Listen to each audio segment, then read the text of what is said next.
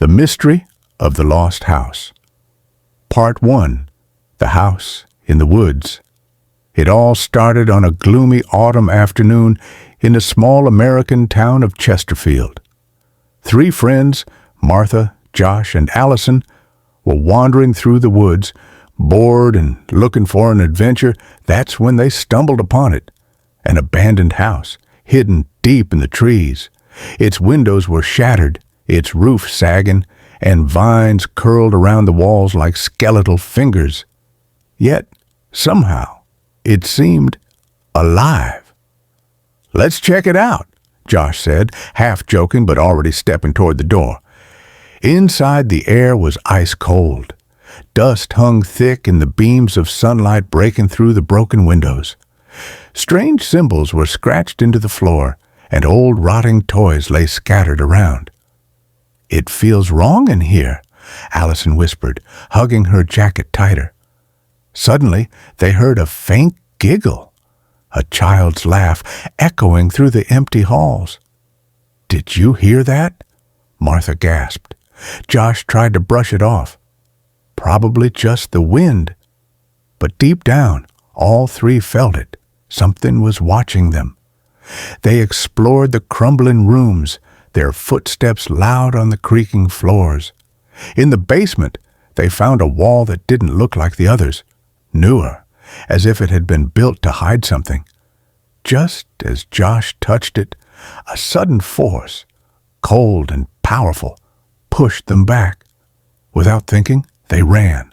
Outside, panting and terrified, they vowed never to speak of what happened. But some things don't stay buried. Part 2. The Return of the Shadows.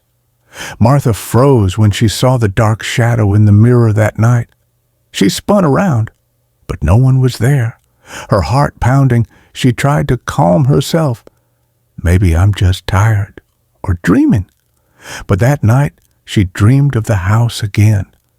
Inside, she heard children's laughter, cold, hollow, and chilling. Suddenly, everything turned pitch black, and a girl with an eyeless face approached, whispering, "Now you will stay with us." The next morning, Martha called Josh and Allison to tell them everything. Shockingly, they had experienced similar nightmares. Allison said her bedroom door kept opening and closing on its own in the middle of the night. Josh confessed that he woke up feeling as if someone had grabbed his hand. They realized something terrifying. They hadn't just run away from the haunted house. They had brought its curse with them. Desperate for answers, they dug into Chesterfield's town history, searching through dusty records and old library books. That's when they discovered the horrifying truth. In 1884, a wealthy family named Van der Late lived in that house. Mr. Van der Late, obsessed with occult practices, believed he could create a perfect eternal world within his family. Driven mad, he ultimately sealed his children alive inside the house's walls, believing their souls would be forever united. After that, the house was cursed.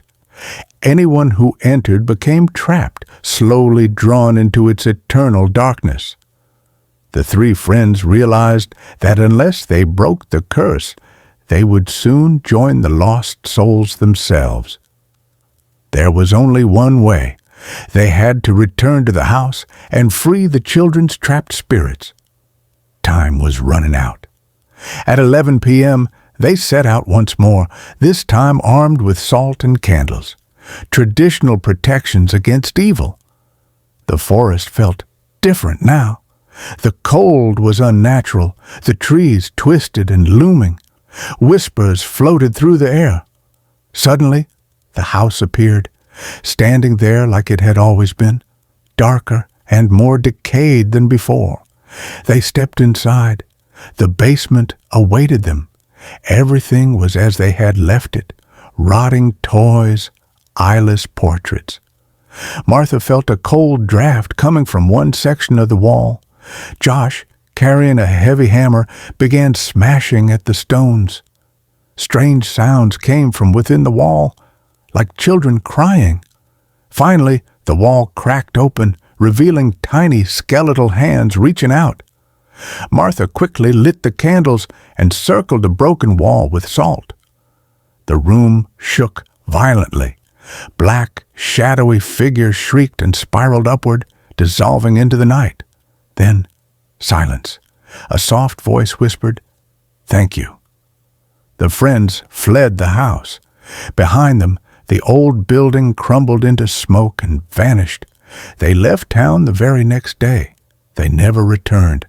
But sometimes, late at night, people say they can still hear faint, sorrowful children's laughter coming from deep within the Chesterfield woods.